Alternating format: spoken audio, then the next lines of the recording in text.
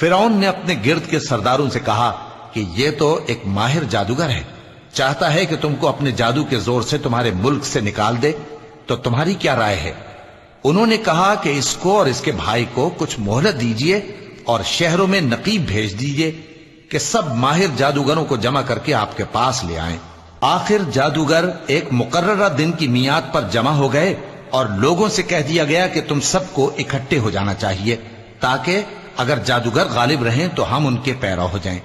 پھر جب جادوگر آ گئے تو فرعون سے کہنے لگے کہ اگر ہم غالب رہے تو ہمیں صلہ بھی عطا ہوگا؟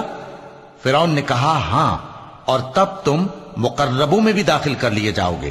موسیٰ نے ان سے کہا کہ جو چیز ڈالنی چاہتے ہو ڈالو، تو انہوں نے اپنی رسیاں اور لاٹھیاں ڈالیں اور کہنے لگے کہ فرعون کے اقبال کی قسم ہم ہی ضرور غالب رہیں گے۔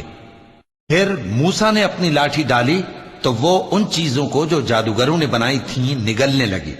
تب جادوگر سجدے میں گر پڑے اور کہنے لگے کہ ہم تمام جہانوں کے مالک پر ایمان لائے جو موسیٰ اور ہارون کا رب ہے۔